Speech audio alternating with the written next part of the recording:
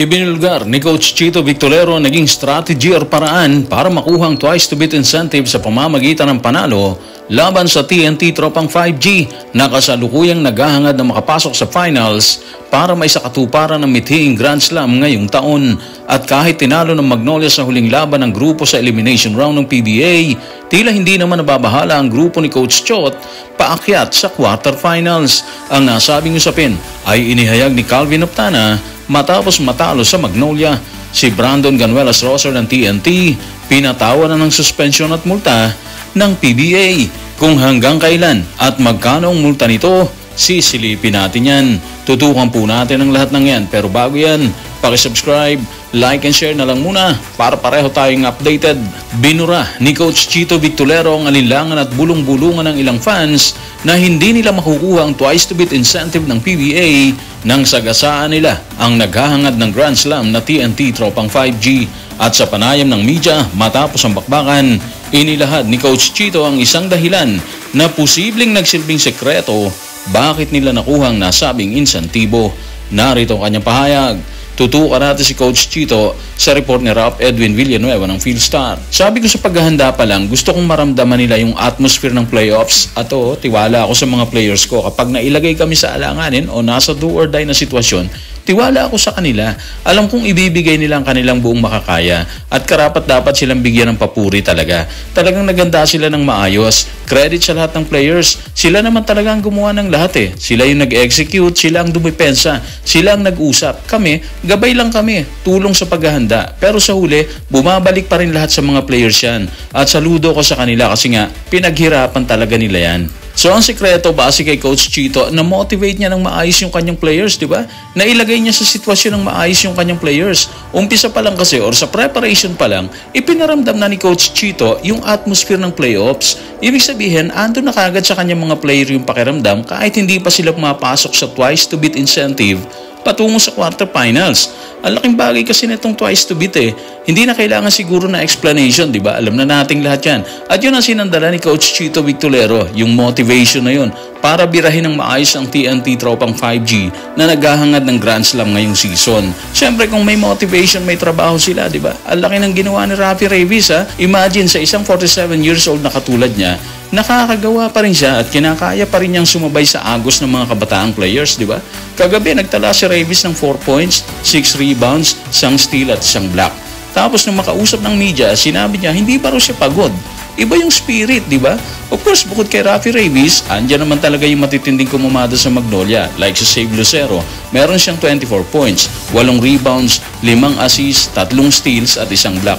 Si William Navarro nagtala ng unang panalo matapos ang trade. Nagtala din siya ng 13 puntos, 4 na rebounds at 1 assist. Si Mark Baroka, grabe din ang performance. Kumumada rin siya ng 11 points, 6 rebounds, 4 na assist, 2 steals. Siyempre katulad na sinasabi nating lahat, team effort naman yan. Hindi kaya ng 3 lang or ilang players lang, di ba? Lahat sila nag-ambag para manalo. Kung tila inihayag ni Coach Chito Victorero ang kanyang naging sekreto para kuhanin ang twice to beat laban sa TNT, tila hindi naman nababahala ang grupo ni Coach Chot Reyes kahit wala silang insentibo papasok sa quarterfinals. Sa pahayag na inilabas ni Calvin Optana, tila wala silang pinanghihinayangan sa naging resulta ng bakbakan. Sa kanyang pahayag, ibinida rin niya ang pangaral ni Coach Chot Reyes habang nasa kainitan ng laban. Narito ang kanyang pahayag. Tutukan natin si Calvin sa report ni Jerry Ramos sa Spin. Nangyari na So kung ano yung nasa harap namin, yun na lang ang gagawin namin. At least nasa quarterfinals kami.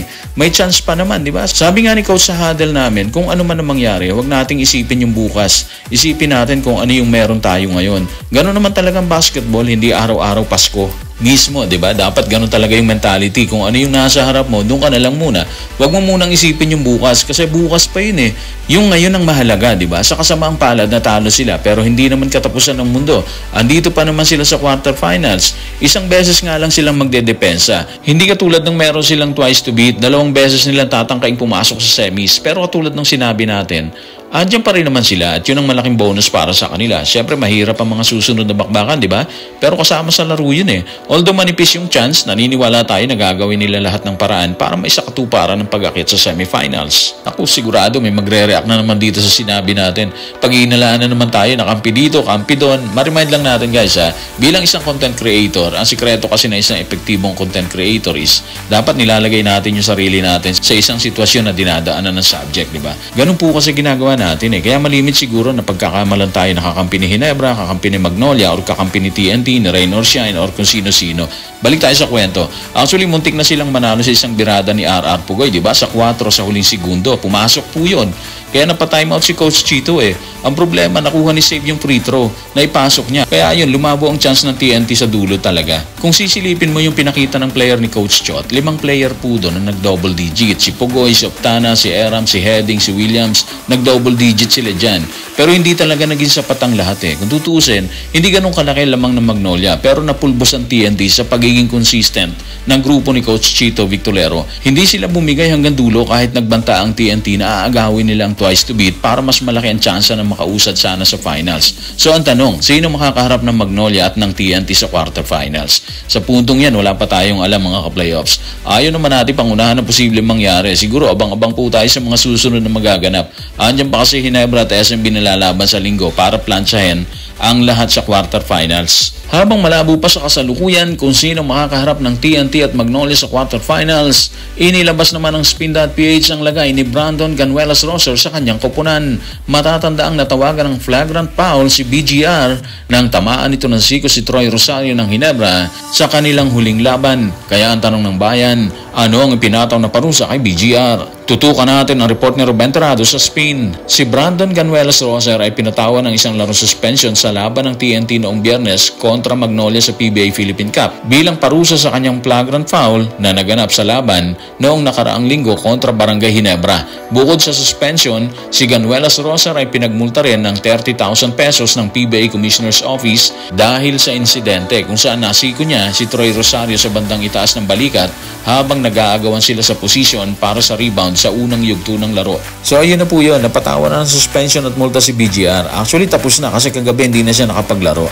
So asahan natin na sa quarterfinals makikita na ulit ng fans ng TNT si BGR na sa tingin natin malaking bagay sa hanay ng grupo ni Coach Chot kung nakapaglaro siya versus Magnolia.